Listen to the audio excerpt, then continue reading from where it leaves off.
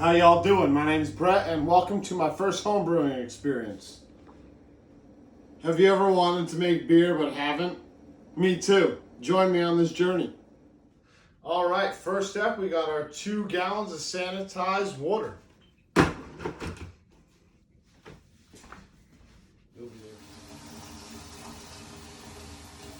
Alright, we're almost to a boil here.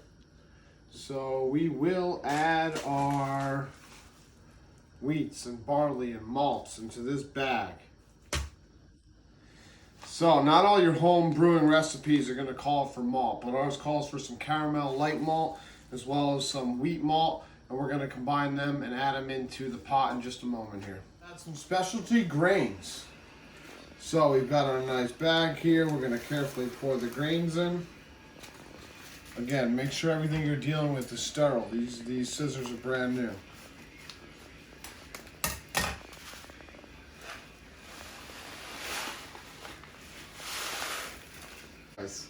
Perfect.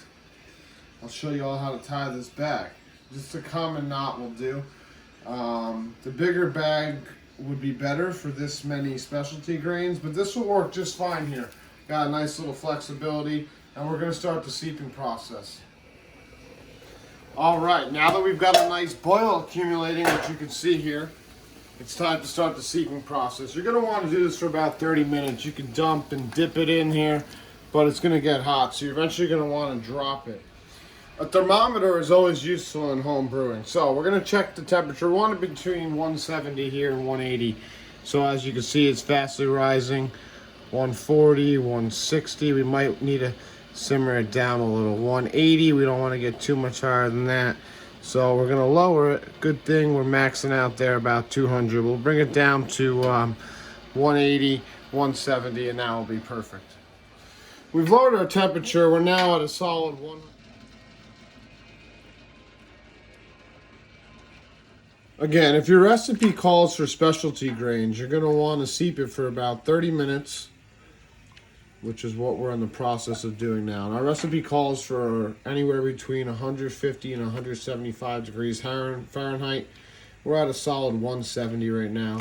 We got about 15 minutes left, and I'll show you when we're there. All right, it is time to add the malt extract here. Again, you want to be careful while adding this. You want to continuously stir. And the main important thing here is to make sure it doesn't stick to the bottom. All right, we've turned off the flame for this segment of our brewing process. And we're adding the malt extract, giving it a nice even stir, and making sure it does not stick to the bottom. The stirs, you're going to maintain the stir here so you don't get any extract stuck to the bottom. What I'd like to do is add a little water here and wish it up, a little wash it up, wishy-washy. And this way you don't waste any of the malt extract. Add a little more water.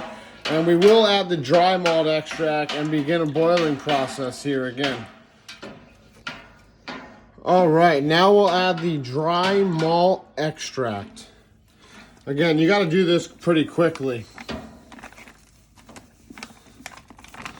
Now that we've got it in there, we will give it a nice stir, get it mixed in real nice. At this point,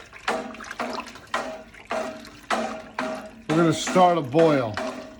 All right, we've got a nice liquid going here. At this point, now that the malt has been entirely dissolved, we will start to begin the boiling process. So we can kick up our flame here, start the boiling process, and we'll check back in. With our sterile scissors, we are adding our hops here. So we're going to start with 3 variations of hops. This is a 7 hop variation ingredient here. So we'll start with the Summit, the Centennial, and another Centennial.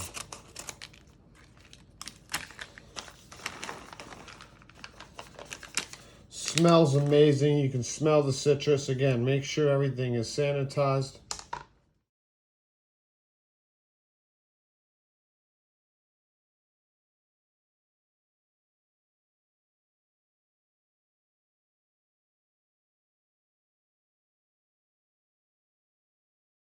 Beautiful brew pot. It's time to check in on where we're at here.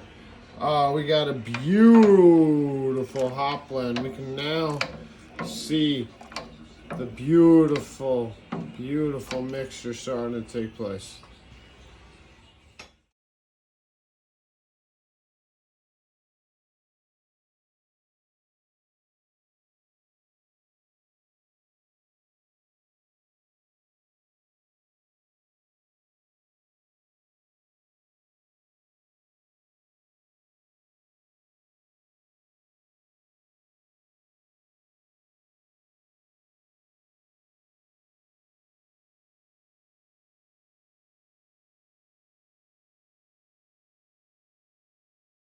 All right, next we'll drop one of these Warlock tablets to clean up. So what we're doing here is we are cooling down our wort.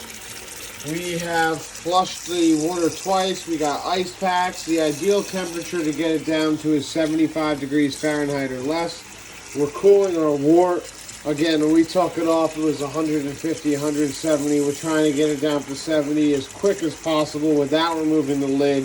This will prevent bacteria and grow up and things like that. We will do a quick temperature read.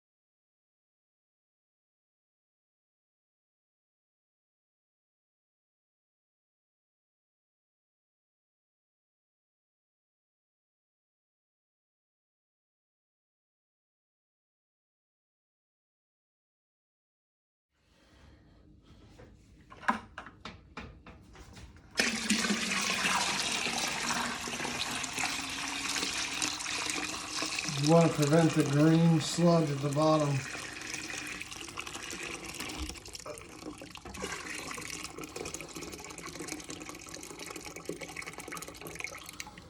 All right, this is our fermented yeast. We'll now add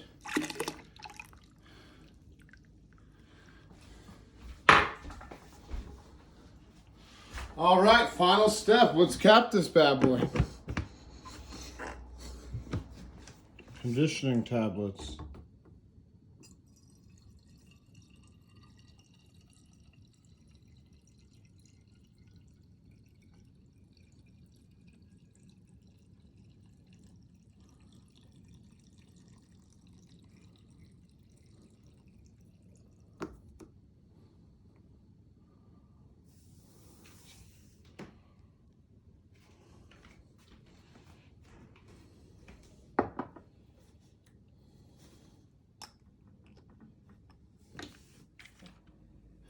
All right, 20-second video how to cap a beer. Sanitize the beer. Buy a hand capper. Sanitize the hand capper. Boom. Come back to the beer. Put it right directly on top of that bad boy. Clench it closed. Boom. Done. Bingo. See ya.